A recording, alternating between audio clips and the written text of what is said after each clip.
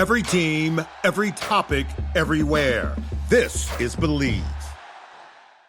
What's up, family? Gerald the Bossman here. You're tuned into the Bossman Show on AM 1010, AM 1430, 1055 The King. Check The King out at 105theking.com and the Bossman Show at bossmanshow.com. Hit me up on Instagram, The Bossman Show, Twitter at Bossman Show, and Facebook, Bossman Show. It's the Bossman on your radio. Listen to the Bossman Show with your host, JR, Saturdays at 9 a.m. right here on AM 1010, The King. What's up, good people?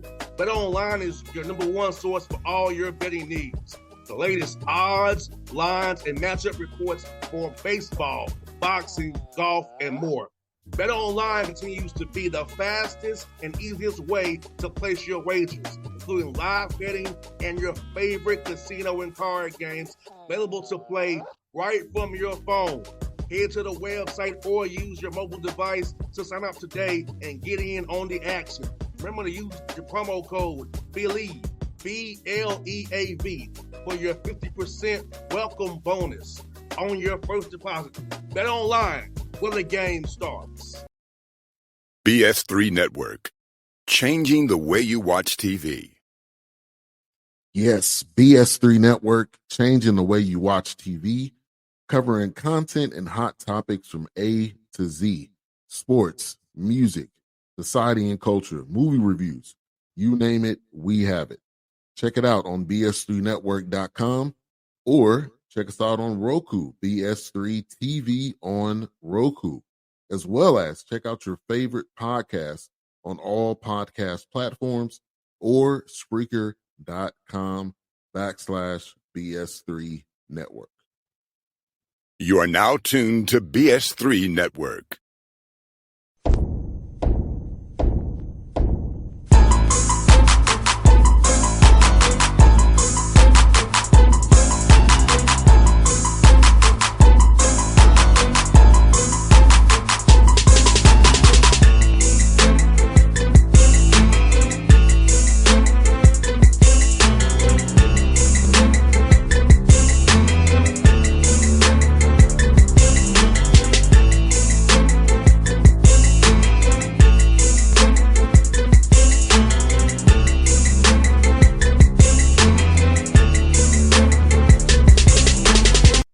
Folks, back on the Bossman Show, friend of the show, Coach Talvin and Hester, Louisiana Tech Bulldogs out of Conference USA. T. Hester, how you doing, my good brother?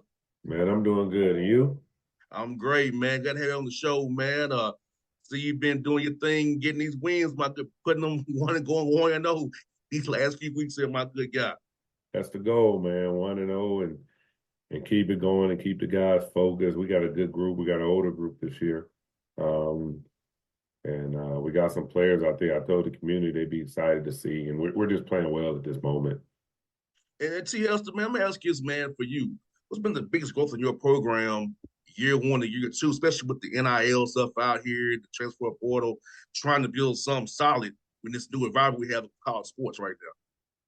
It's hard. I don't think anybody has the recipe for it. Just trying to live day by day. I mean, I was blessed that, the players that we have, pretty much most of them had some connection to in some way, form, or fashion. But that doesn't do anything for me going forward, and, we're just going to try to keep recruiting the guys we recruit. Hopefully we can tell them that we've treated the kids that we have the right way. We've challenged them. We've coached them hard. We've loved on them. We put them in good situations. And hopefully somebody else will say, I like what they're doing down there, and then we'll keep getting kids like that. No doubt, man. And also it helps going 10-5 in non-league play. And I know you want to challenge your guys that not in non-league play. So talk about that schedule going 10-5 in non-league and ready to get ready to go in Conference USA, which we know as tough as can be is already. I really wanted to know who we were before we got to Conference USA. And no disrespect to any team, but I didn't want to have a crazy record, and then we get to Conference USA and we ain't winning no games. I wanted to challenge ourselves with some teams I felt like if they were in our league would finish at the top. And we did that. We went on the road. We had some home games and some games that were tough at home. But then we went on the road and we challenged ourselves, and the road is hard. We won a couple of them. Then we went through a stretch where we didn't win. We didn't win a few. But then we came home and we figured it out. And then we went on the road and won a couple more. So I think that we put ourselves in a situation going to Seattle, going to Colorado State, going to New Mexico, Grand Canyon, St. Louis. Stephen F. Austin was a really tough game on the road that we were prepared when we got to conference. Hopefully we can continue what we're doing now. And man, speaking of adversity, man, you bounced back from 4 out of 5. They were close games of like, man, you could have won them games, man. So I think it's good in a way because you can tell your guys execute in these late game situations. We win these games and we can correct these errors now, and I have happened February and March. So I think I know in the moment it sucked, but looking back on it, you see it's a way to build that callus for this time of year now. Yeah, no doubt. I think what people have lost, especially in this era of portal, I got 8 new guys there. Some people, I just played a team that had 13 new guys. People still need to learn how to win. We play in an era where I can go watch, 100 AAU teams this summer, and it's not about winning, it's about recruitment. And the kids got a game at 5, they get beat by 70 at 2.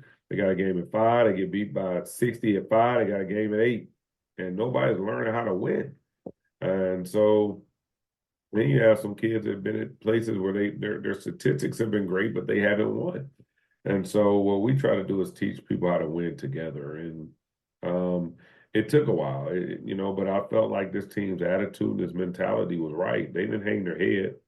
They felt like we could get better. They felt like they left something on the table, which made practice better. And once it made practice better, we can learn from it and grow.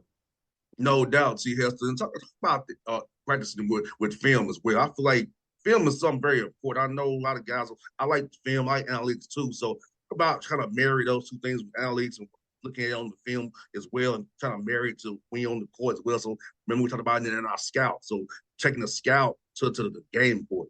About how important it is having the roster you have, having guys who have played ball before as well. No doubt. We're big on the numbers. I mean, the truth is men and women lie, but numbers don't. So we try to use our analytics to our favor in our scouting. We watch a lot of video before every practice, and not just game video. We watch video of just being better people. We watch video preparation, being better players. Anything that I think motivationally can help these guys become men. We'll watch a couple clips before practice, and then we'll go out and practice and try to carry our practice, our film work to the floor. I don't want to watch film last night and then we go practice and they've had sleep and, conversations and problems at home. We do it right before practice. Sometimes we do it coming in right after practice. And then throughout the day, guys are stopping in and wanting to watch film. But that's a mature group that's doing that. So I'm proud of this group. Got a lot more work to do. I tell them every day in a respectful way, we've done nothing yet. Stay together, stay hungry, and we can be special. And so, let's talk about Isaiah Crawford, man. What he's meant to your program on and off the floor, man. He's a rare, dying breed of player. In the era of the portal, in the era of NIL, he chose to stay at Louisiana Tech. There was people pulling at him. He could go here, he could go high major, he could go this, but he got a solid foundation at home. And they said, look, we got everything we need right there. He stayed and he's been locked in. He's a likable guy. So all he wanted was to have players that he felt could help him win. And I felt like we went out and got some players that could help him win. And he's been dynamic since then. He's been leading by example. He's a quiet guy if you know him. Doesn't really show emotion. Favorite player, Kawhi Leonard. He swears he plays just like him. I say I don't know if you play like Kawhi, you don't defend like Kawhi, but he's a versatile player. He said something on the interview the other day. They talked about he might be one of the best two-way players in the country, which I could agree. But he said in basketball you got to play two ways. I don't know another way.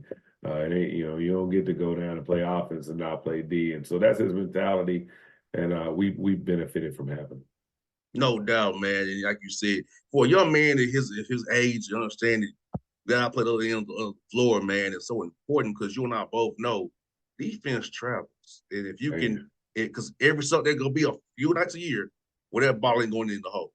But what can you do? you can stop them getting the ball in the hole too. And then getting out of transition, it makes them happen now.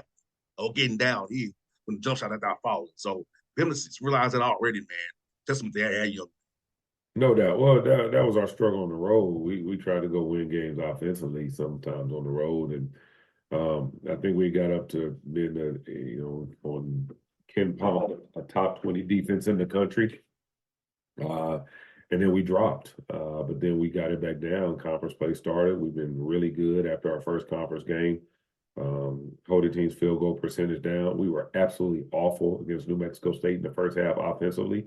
But my message in the locker room was, guys, I'm not frustrated with our offense. I'm frustrated that we let them score about 6 to 8 points that they didn't deserve to get based on us not doing what we're supposed to do. If they earned them, I'd give it to them. But we gave them those points. And so we came back out in the second half. The ball started falling. And I was pretty excited because I feel like they're a physically tough, hard-playing team, well-coached. And we were able to come out with a victory, and I was pretty excited about that. We hung our hat on the defense end. We are what we emphasize, and so I think we're going in the right direction. And also, you hitting the glass too, T. Hester, because you know, and I both know as well. You don't rebound the ball, that's not open. You can defend the rep for 29 seconds. You don't get the rebound. You got to do it all over again. So it ain't over to get that rebound. And so you talk about getting them rebounds, man. And you're not transition that way. Easy offense before the defense gets set, man. You know, we struggled rebounding last year. It was one of the emphasis we put on this season. We were absolutely awful. I thought our first shot defense last year was pretty good for the most part, but we never got the rebound. Teams would just crush us on the glass. Then we gave up 20 offensive rebounds in a game last year. It was just in a game we were up 8 with 3 minutes to go. If we could just secure half of those, we'd give ourselves a chance to win. But it was an emphasis. But to be really honest with you, you know, along with emphasizing, we got Daniel Bacho. and when you get a big guy, a 6'11" guy that can go in there and average a double-double and pretty much clean up everybody's first miss, then it's left to the other guys to get the scraps. You know, he's down there taking them from them. And so he's helped out a lot. You know, everybody always talks about coaching is not about the X and O's, about the Jims and Joes. Well, here at Louisiana Tech, we say the ISOs and Bachos, you know, because that's two of our players that we got. And they help. They make us look great. They make it on days that I'm bad, they're great. And so they help us. So I appreciate them for that. No doubt, man. And also, man, limit turnovers too. We want to limit them as well so they don't run out on us as well. So talk about that, man, like trying to take care of the ball, make sure the ball, make the right decision with the ball, not to take those bad shots, turnovers as well. So making sure that we're doing the right things offensively as well for us making the right play, not making them be live balls. So when you know, that's important in Conference USA because UTEP turns people over. I think they're number 1 in the country at turning people over. I want to say FIU is number 2 in the country. Western Kentucky played at the number 1 pace in the country with 75.7 possessions a game. New Mexico State thrives off turnovers. Like in our league, you got to be good and value the basketball. And so we've tried to do that. We got one of the best assist to turnover guys in the country is Sean Newman at the point. But Isaiah Crawford being able to help bring the ball up at the 3, 4, whatever he is, I don't know. That helps. And then we got guards off the bench that could come in, Jordan Crawford, Jalen Henderson, and those guys that help take care of the ball, Talik Chavez. We've been better at this. And we've struggled at it sometimes, but I always tell them a dead ball turnover is way better than a live ball turnover. So if we can stop live ball turnovers and turnover shots, we're going to give ourselves a chance to win. Man, what you said, and I know you're little on the weather, but get you out of this one, brother. I'm good. I'm with Bossman right now. What's up with you? Yeah, okay. I don't want to look your points too much, man. But yeah, man. Talk about what's this film on FIU, man? I know there's another tough opponent in your conference, man, and Jeremy's down there fighting for his life down there. So talk about what's on film for FIU, brother. He actually does a really good job. It's one of the places we've struggled to go, and I say this all the time. It's my worst favorite trip of the year. You'd be like, Miami? What? You know, we go to UTEP and New Mexico State, and we got to go to Lynchburg, Virginia this year for Liberty, and Nashville and Murfreesboro for Middle Tennessee, and Bowling Green, Kentucky for Western Kentucky, Jacksonville, Alabama. And then we go to the sunshine of Miami. You got to keep your team focused. They get down there and they see the palm trees and they think, oh, man, they forget that they're there for basketball. So I don't like it in that regard. I want to go there. I want it to be cold and ugly and raining. so we can get in the gym, go back to the room, watch some film. So my job is to flip their mentality. Like, look, it's a business trip, guys. We got to stay locked in. But we struggle down there, and I think for many reasons, like his style of play. We were up big last year there, and they came back and won. They're constant pressure on you. Their guards are really good. They got the nation's leading steals, point guard and Dean. They're never out of a game. They can be down 16. They were down 16, I think, at home to UTEP. Came back and won in the last 10, 15 seconds. They're just never out of a game. I tell you what, the job he's done over the years there, I know his non-conference was a struggle, but he came right back in conference and started off 2-1, right at the top of the league. And so, trust me, this is not even a situation where we can take this one lightly, because we got to go and be able to steal games on the road. And that's what we're looking to do. No doubt, man. And what's good about this, after this game, you get some days off. So how do you approach that after playing in Florida International and get your guys once you lose a little healed and kind of do some self-scouting before you have West Kentucky come to your place on next Wednesday? Say that one more time. I was gonna say, how you gonna approach this? Going with this after playing Germany, you get some days off so just trying to get guys healthy and also some self-scouting as you all prepare for Steve Lutz and those boys. You know what? I'll be really honest. This is where I got to give credit to my staff. I think a lot of people don't talk about their staffs enough. I've been really able to lock in on the opponent at hand and trust, because I feel like my staff does a great job scouting. And I've been able to lock in on FIU while my coach that's assigned to Western Kentucky is doing everything he can do to get us prepared for Western Kentucky. And as soon as that Florida International game ends, I will immediately get the film for Western Kentucky. And they're going to hand me my scouting report, and I'll just completely flip it. I'll watch the FIU game, wrap it up, and then I'll just start watching film on the plane on the way back to try to familiarize myself. And then also the last piece of that is trying to get a barometer of my team. Like, how hard did we go? Was it an overtime game? Was our travel taxing? Because we do get West Kentucky at home first. So do we need to take a day where we're light and we're just shooting? I'm trying to mix that in with the scouting report. We had a one-day turnaround for New Mexico State after UTEP, who just pressed us and beat us up. So we didn't go hard. We didn't bang a lot. We got a lot of shooting and a lot of thinking and a lot of walkthrough prep, a lot of free throws and things like that, a lot of film work, and then it was able to work out in our favor. So I got to give credit to my assistants for really being prepared, being good, being thorough in their scouts. That way, when I watch it, it hasn't been many times I'm like, no, this ain't right. Usually they're dead on and what we need to be prepped for the next game.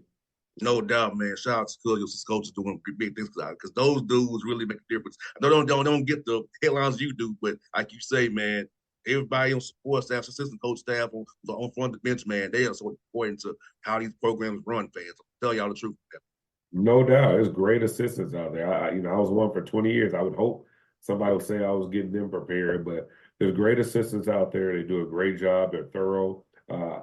I know I won't have them long. If we keep playing like this, they'll be somewhere blazing their own trail. Hopefully they want to be head coaches. At least they tell me they do, and they're working towards that now. Well, I know your daughter will be happy. I hate you making the show again. I know she'll be very happy. Yeah, we good though. Yeah, but how is the family though? Before you go, how was the family? How they live down in my city of Ruston down there? Man, Ruston is good, man. It's great. I'm from the city. I'm from Arlington, Texas. Lived in Houston. Lived in San Jose. Like, I've always been from the city. And when I moved here, I fell in love with it, man. My neighbor, it's gonna take me about 3 minutes to get to his front door if I go out my front door. It's gonna be a little bit of a walk, and it's a huge college town, to be really honest, in my opinion. We got Grambling State that's 3 miles away from us, really close with those guys. Coach Jack, I'll tell you, I know you know Jack real well. Real close to those guys. Monroe is about 20 minutes. Monroe is about 20 minutes. Those guys are good down there. It's just a place that, the locals here are good, but the school year is better than the summers here, and that's backwards for a lot of people. Everybody waiting for the summer. But you just see the kids around, sporting events, supporting both universities. It's just a good place to be, man. If you're all about growth of our youth, you're all about being around, positive, educated young people, seeing them grow and develop, man. It's a great place to be. And then it's slow motion. I went home. I still, go to Houston frequently from my time when I lived there. And I went there one time recently, and I was watching the news. And when I was watching the news, it was like, oh, yeah, the mall, there's a burglary. It was this, it was that, it was this. I was like, I don't miss the city that much, like I done got away from that. And then, traffic to me is if I got to stop at the light twice before I can get through it, where I know you sitting through 5 revolutions on Jimmy Carter, like I'm just saying. And so, I don't need that in my life anymore. I leave out the door, I'm 15 minutes, I'm anywhere in town. Yeah, but if I don't leave at the right time, it could be an hour. Yeah, I lived that life for a long time, and I was used to it. I didn't know any different. But when you change and things get slower for you, and they get to slow down, it's hard to go back. Nah, you're right about that, man. Like I said, I went to when I went to Albany State this weekend for homecoming, man. It was like man, this is live down here at Albany State. I ain't to worry about no traffic. It was no like traffic. They supporting the kids. It ain't really much to do. If I was in a different profession, or if I coached in a major city, I'd probably just live close to the school. I live close to school, so I could just engulf myself with the young people and want to be around. That's what I would do. And T. Hester, last night, man, I was at Albany State in Clark Atlanta game, boy. That was one of the livest gyms in a long time. Elp Gymnasium was packing last night. And then you got Fort Valley and Clark on Wednesday. I'm going to go down to Morehouse and Albany State. So I'm going to be like, man, look, AU be doing it, bro. Like, I went to Tennessee State. I was like, we ain't had this kind of liveness. That's the life I come from. I was an assistant at Texas College, where we was in the league with Jarvis Christian and Wiley College. Then my first Division I job was Prairie View A&M. Of course, you know that, the SWAC. And so that was the life I came from. I know exactly what you're talking about. I got VHS tapes for proof. Yeah, I had a blast last night, Coach. I had a blast. I said, I missed it. I said, I wish I had it in my school, but we had it in State basketball. We didn't have it in our basketball, but there it was a lot of students into it. Man, it was fun, man. I really enjoyed that last night. I hear that. Well, you're a fan of the sport if you're going to all kinds of games. I appreciate that about you. It's why your information is so good. You ain't just watching the SEC or the ACC. You watch it from the grassroots. I see you in the AAU events to the HBCUs all the way up to the Power Five. So keep it up. No doubt, my brother. Well, look, man, good having the shows always keep winning. I hope to talk to you in March after you win that season state tournament, my brother. Hey, man, cross your fingers for us, man. We're going to keep grinding and pray for help. No doubt, brother. I'll see you soon, my good brother. Thank you so much. See you soon. All right, buddy. BS3 Network. Changing the way you watch TV. Yes, BS3 Network, changing the way you watch TV, covering content and hot topics from A to Z. Sports, music, society and culture, movie reviews. You name it, we have it. Check it out on bs3network.com or check us out on Roku, BS3 TV on Roku, as well as check out your favorite podcasts on all podcast platforms or Spreaker.com/BS3 Network. You are now tuned to BS3 Network. What's up, good people? Bet Online is your number one source for all your betting needs. The latest odds, lines, and matchup reports for baseball, boxing, golf, and more. Bet Online continues to be the fastest and easiest way to place your wagers, including live betting and your favorite casino and card games available to play right from your phone. Head to the website or use your mobile device to sign up today and get in on the action. Remember to use your promo code BELIEVE, BLEAV, for your 50% welcome bonus on your first deposit. Bet Online, where the game starts. What's up, family? Gerald the Bossman here. You're tuned into the Bossman Show on AM 1010, AM 1430, 1055 The King. Check The King out at 105theking.com and the Bossman Show at bossmanshow.com. Hit me up on Instagram, The Bossman Show, Twitter at Bossman Show, and Facebook, Bossman Show. It's the Bossman on your radio. Listen to the Bossman Show with your host, JR, Saturdays at 9 a.m. right here on AM 1010, The King.